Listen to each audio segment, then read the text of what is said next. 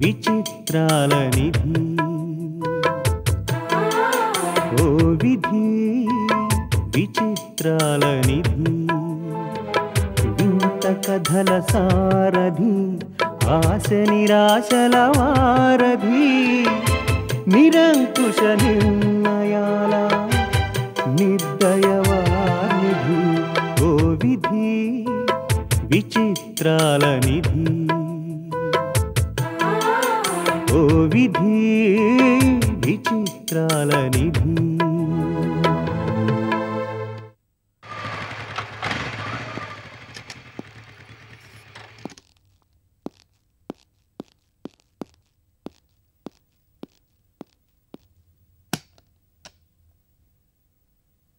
నానా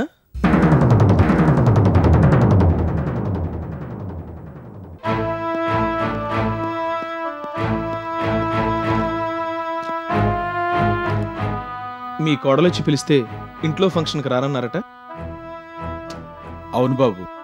ఏ తను గాని నేను గాని నీ మనసు కష్టం కలిగించే పని ఏమైనా చేశావా? అలా ఎందుకు అనుకుంటున్నావు గిరి? మరి ఫంక్షన్కు నువ్వెందుకు రానన్నావు చెప్పు. ఈ ఫంక్షన్కి మీ ఆఫీస్ వాళ్ళందరూ వస్తారుగా? వస్తారు. అందులో సగం మందికి పైగా నాకు తెలిసిన వాళ్ళు ఉంటారు, నన్ను గుర్తుపట్టగలిగిన వాళ్ళు ఉంటారు. నేను నీ తండ్రినని ఇప్పుడప్పుడే లోకానికి తెలియటం మంచిది కాదు. ముఖ్యంగా రోజీకి తెలియటం అసలే మంచిది కాదు. రోజీకి ఇప్పుడు నేను ఎంత చెప్తే అంత నాన్న. ఒకప్పుడు నేను ఇలాగే అనుకుని సంబరపడి చంకలెగరేశాను Giri. Rosy is a dangerous lady. ఒకవైపు పాము, మరొక వైపు ఏనుగు ఆమెను తరుముకుంటూ వస్తున్నాయనుకో. ఆ రెండింటి మధ్య తగాదా పెట్టి తన్నుకునేటట్టు చేసి ఆఖరికి వాటి మీద తనే స్వారీ చేయగల సమర్థురాలు. నమ్మినట్టే నమ్ముతుంది, నమ్మకంగా మనకి తెలియకుండానే మన చుట్టూ ఒక వృత్తం గీస్తుంది. ఎప్పుడో తనకు అవసరం లేని రోజున గుర్తు మిగలకుండా చెరిపేస్తుంది. అందుకు తార్కాణం నా లైఫే. అందుకే రోజీ నీ చెప్పు చేతల్లో ఉందని ఎప్పుడూ అనుకోవద్దు. ఎటు కదిల్తే అటు. ఎన్ని రకాలుగా ఆమెను సమస్యల్లో ఇరికించగలవో ఆలోచించు. సమస్యల్ని సాల్వ్ చేయగలిగిన సూత్రం మాత్రం నీ ఒక్కడికే తెలియాలి. చాలా కష్టం మిస్టర్ రవీంద్ర. రోజీకి తెలియనంత చాకచక్యంగా ఆమెను సమస్యలోకి నెట్టడం చాలా కష్టం. ఆ లెక్కను చూస్తే చాలా కష్టమైన పనులు అనుకున్నవి ఇప్పటికే చాలా చేశాను అంకుల్. నేను రవీంద్ర గారి అబ్బాయినన్న రహస్యాన్ని దాచటం, ముంబాయిలో పనిచేశానని నమ్మించి రోజీ కంపెనీలో కీలకమైన పదవిని సంపాదించటం, ఇవేవీ సులభమైన పనులు కావు. అయినా సాధించాను. రోజీ నిర్లక్ష్యం వల్ల మా నాన్న జైలుకి వెళ్ళాడు. మా కుటుంబం అవమానాల పాలైంది. మమ్మల్ని సొసైటీ వెలివేసింది. ఆ బాధతో మా అమ్మ మంచాన పడి కన్ను మూసింది. ఇదంతా జరగటానికి కారకురాలు ఆ రోజీ అని తెలుసు. అయినా ఆవిడ దగ్గర చేతులు కట్టుకొని నవ్వుతూ నమ్మకస్తుడిలా నటిస్తున్నాను. ఇవన్నీ కష్టమైన పనులు కావా? కాదని ఎవరంటారు బాబు. కానీ మీరేం చెప్పబోతున్నారో నాకు తెలుసు కృష్ణప్రసాద్ గారు. అగాధాల అంచులను కొలవగలిగిన వాడికి ఆకాశపు అంచులు తాకడం పెద్ద కష్టమేమీ కాదు. ఒక ద్రోహం జరగాలంటే ఒక నమ్మకం తప్పనిసరి. రోజీ దగ్గర నమ్మకాన్ని కూడగట్టే ప్రయత్నంలో ఉన్నాడు గిరి. రోజీని రోడ్లు పాలు చేసే రోజు కోసం తపస్సు చేస్తున్నాడు గిరి. ఆ రోజు త్వరలోనే రావాలని నేను ఆశపడుతున్నాను. మన అందరి ఆశయము అదే కదా రవీంద్ర. కాబట్టి మన జాగ్రత్తలో మనం ఉండటం అవసరం. నేను జైలు నుంచి విడుదలై వచ్చి కన్న కొడుకు దగ్గర ఉండకుండా ఇలా ఒంటరిగా దిక్కులేని వాడికి మళ్ళీ ఇక్కడ పడున్నానంటే నా ఉనికి, గిరి నా కొడుకన్న రహస్యం రోజీకి తెలియకుండా ఉండడం కోసమే. మీ గురించి రోజీకి తెలిసిందంటున్నారు కాబట్టి మీరు కూడా అత్యవసరం అనుకుంటేనే తప్ప నన్ను కలిసే ప్రయత్నం చెయ్యొద్దు. ఓకే రవీంద్ర.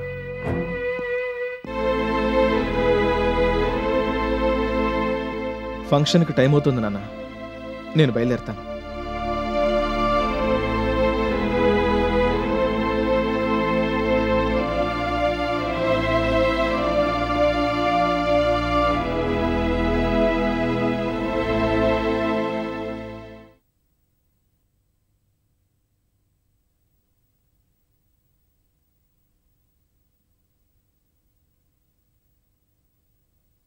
అప్రతిమాన దివ్య శస్త్రాస్త్ర నానా విధాయుధ ప్రయోగ విద్యా ప్రవీణుండనై ఆగమ శాస్త్ర నవవ్యాకరణోత్తమ లక్షణాలంకార కావ్య వ్యాఖ్యానోన భాషా విభూషణుండనై అతల వితల సుతల రసాతల తలాతల మహాతల భూతలాది చతుర్దశ భువనైక వచ్చే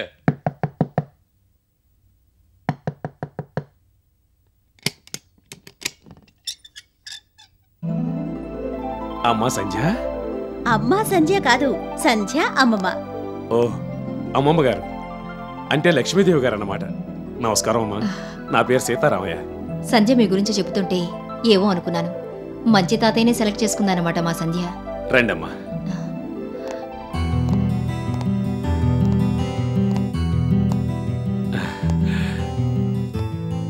ఈ చిన్న ప్రపంచానికి రాజు, మంత్రి, సేవకుడు, పౌరుడు అన్నీ నేనే. మరి నేను? నువ్వు ఈ ప్రపంచానికి రానివమ్మా. నువ్వు అమ్మమ్మ గారితో మాట్లాడుతూ ఉండు, నేను ఇప్పుడే వస్తాను. తాతయ్య, అమ్మమ్మ నీతో ఏదో మాట్లాడాలని వచ్చింది. కాఫీలు టీలు ఇప్పుడు వద్దు గాని కూర్చో. అది కాదమ్మా, అది పర్వాలేదు, కూర్చోండి.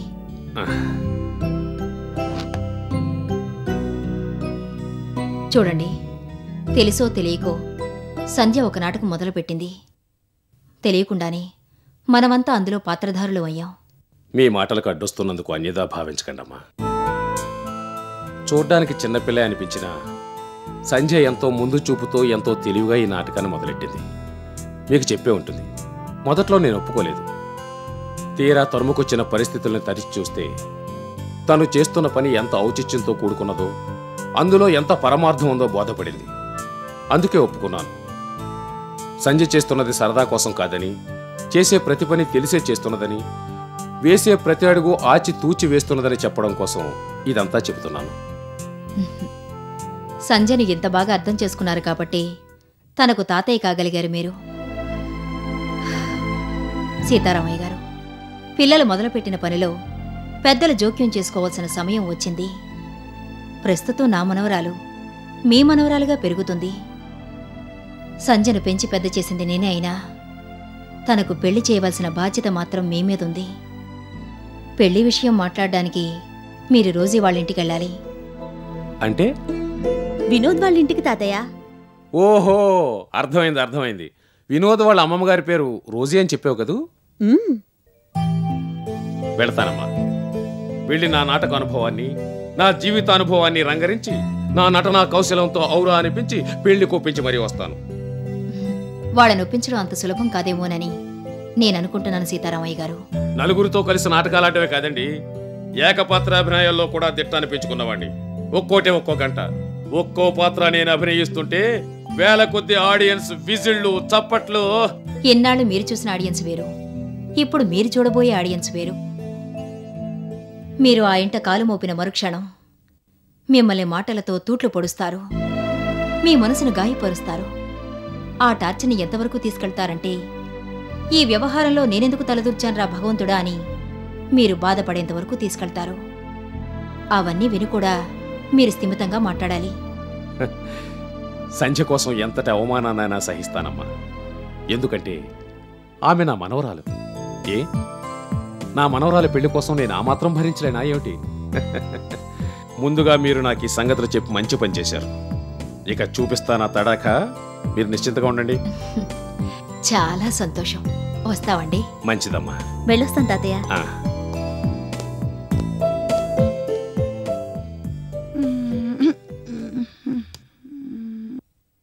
మిస్సెస్ రంగాస్కి డోస్ ఎక్కువైనట్టుంది. మిస్సెస్ రంగాస్కి ఒళ్ళు తూలిపోతున్నట్టుంది. No Mrs Rosy, I am under control. అలా కనిపించడం లేదు మీరు. I see. ఉండండి చెబుతాను.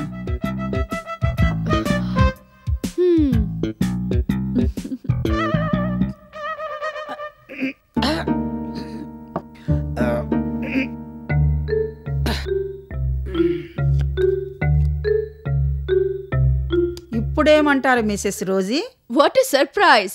తీర్థం పుచ్చుకోగానే మత్తెక్కి మరింత తూలిపోతారు గాని ఇలా యాక్టివ్ అవుతారా? రంగాస్కి గారిదంతా రివర్స్ వ్యవహారం.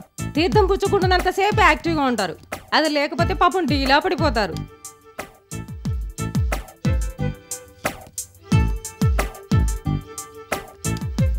ఈ ఈసారి కూడా గెలుపు నాదే.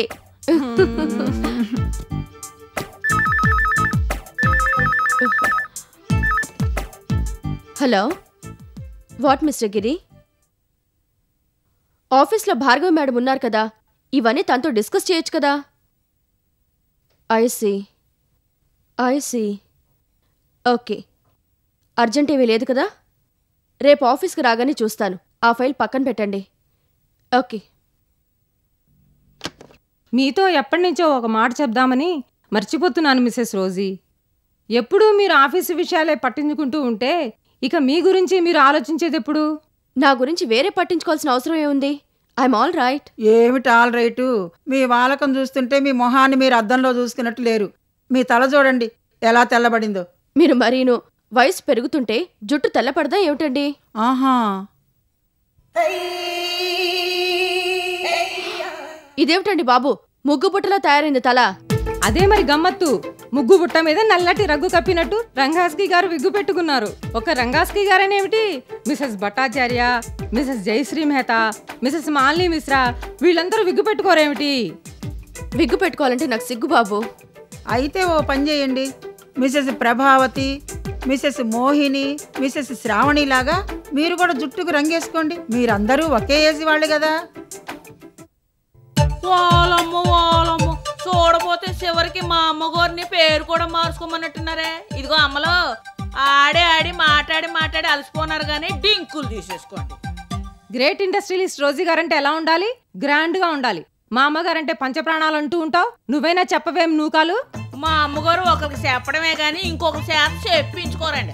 ఈ విషయంలో మీరేమనుకుంటున్నారో ఇవాళ తేల్చాల్సింది. అవును, తేల్చాల్సిందే. ఓకే బాబా, okay. Hereafter I will take care of myself. Okay. 3 cheers Mrs Rosie.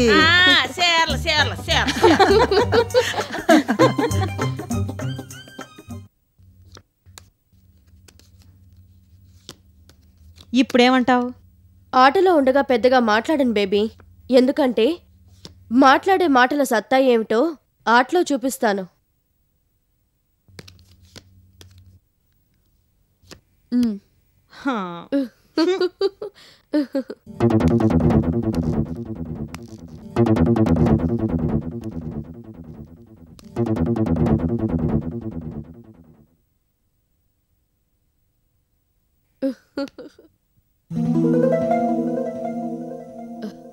ఏయ్, ఎవరది? నమస్కారం అండి.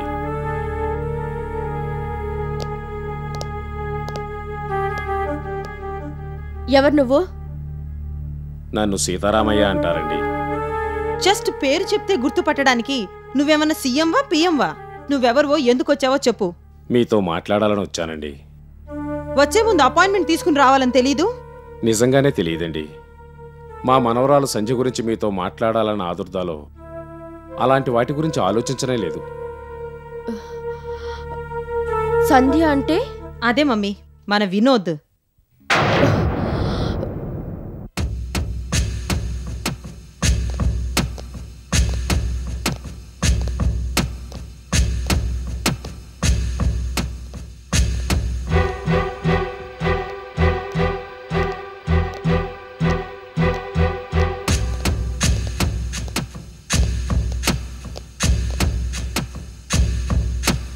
చెప్పు, మాతో ఏం మాట్లాడాలనుకున్నావు? కాంపౌండ్ క్లీన్ చేయడానికి మనిషి ఒకడు కావాలని చెప్పాం కదా మమ్మీ, ఆ జాబ్ కోసం వచ్చాడేమో. అవునా? నో బేబీ, తోటమాలి పని కోసం వచ్చి ఉంటాడు. am I right? తమకు ముందుగానే మనవి చేసుకున్నాను, సంధ్య గురించి మాట్లాడేందుకు వచ్చానని. సంధ్య అంటే ఎవరు బేబీ? బిల్ క్లింటన్ గారు అమ్మాయి అనుకుంటా. నోనో, బిల్ గేట్స్ గారి చిన్న పాప అయి ఉంటుంది. కాసేపు మీ పరిహాసాలు ఆపితే నా బాధ మీతో చెప్పుకుంటానమ్మా. నా మనవరాలు సంధ్య మీ అబ్బాయి వినోద్ ప్రేమించుకున్నారు. పెళ్లి కూడా చేసుకోవాలన్న నిర్ణయానికి వచ్చారు. అప్పటికి చెప్పాను, నాయనా మీకు మాకు నింగికి నేలకు ఉన్నంత అంతరం ఉంది, ఇది జరిగే పని కాదు అని. మీ అబ్బాయి వినలేదు. సంధ్య పట్ల తన ప్రేమను నిరూపించుకున్నాడే తప్ప తన ప్రేమను వదులుకోలేదు వినోద్ బాబు. అతనిలో కనిపించిన సంస్కారాన్ని చూసి ముచ్చటపడ్డాను. ధనవంతులైనా సంస్కారం ఉన్న కుటుంబం నుంచి వచ్చాడని గ్రహించి ఇక్కడికొచ్చి మీతో మాట్లాడే సాహసం చేస్తున్నాను. ఓహో, పెళ్లి గురించి మాట్లాడడానికి వచ్చారా? కూర్చుంటారా, నిలబడే ఉంటారా? మాట్లాడవలసింది పెళ్లి విషయం కదా, కూర్చునే మాట్లాడతారు. కూర్చోండి.